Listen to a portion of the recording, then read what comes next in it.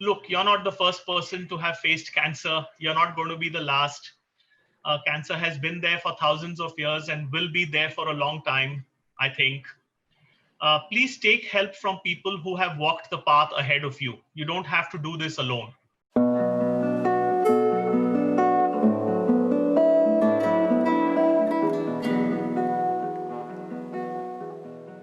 The benefit or endpoint is quite simply defined, I would say, as like a improvement in what we say the overall quality of life as defined by our the model, which basically divides our stressors into the physical, which we all know, right? Diet, exercise, the mental, which is a little bit obscure, limiting mental beliefs, the emotional, which we all know and feel, but we can't describe, the relationships we have in life, and the spiritual domains.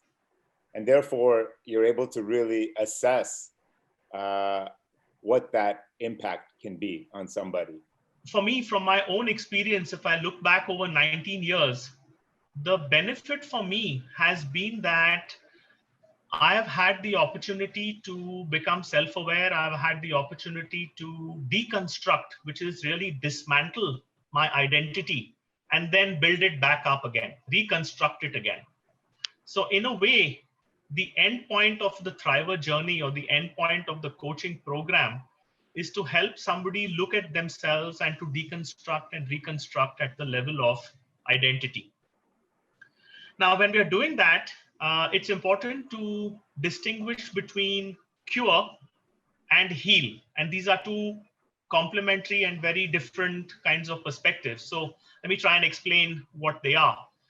So cure is something that focuses, it's an approach that focuses on the disease or it focuses on the organ. So if somebody has breast cancer, then the people, the doctors and the specialists who are focusing on the cure part of it are really trying to eliminate or reverse or control the disease.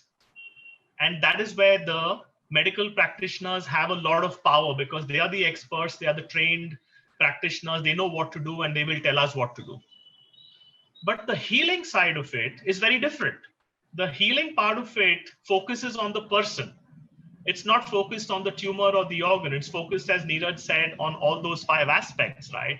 Physical, emotional, mental, and so on. And by definition, curing is an outside-in process, while healing is an inside-out process.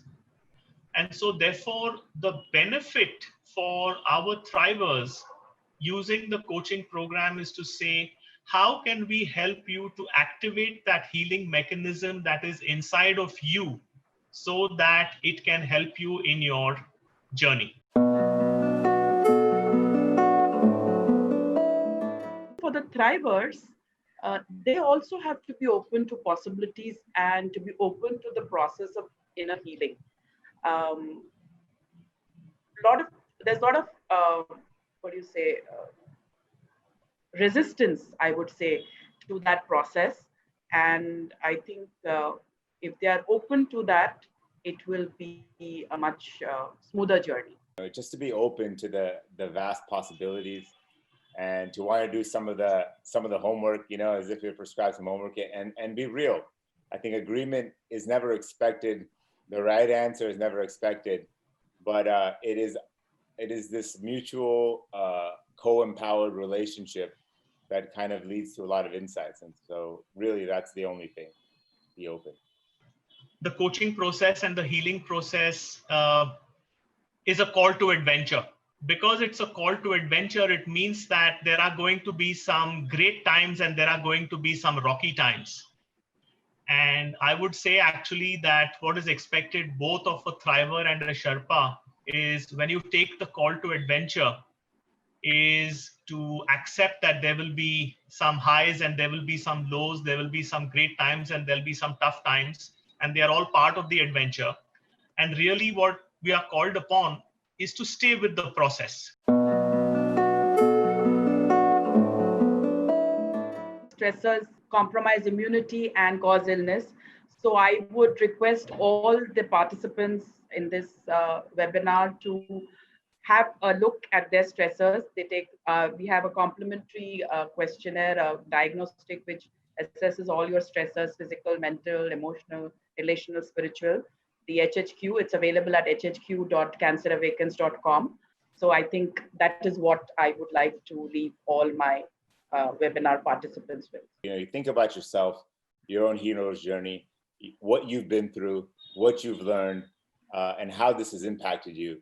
And then imagine science and how that contributes potentially in achieving your goals. And now imagine someone with cancer and what their opportunity lies in front, and how we can potentially change that rhetoric and just be part of that. I would say to all the viewers of today's webinar, particularly those of you who have had cancer, look, you're not the first person to have faced cancer. You're not going to be the last. Cancer has been there for thousands of years and will be there for a long time, I think.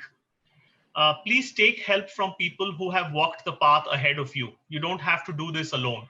You don't have to do this with confusion, and you don't have to do this with puzzlement and so on. You can actually take help from people who've been there and who walked the path ahead of you. And the last thing I would say is that like cancer healed me, let cancer heal you.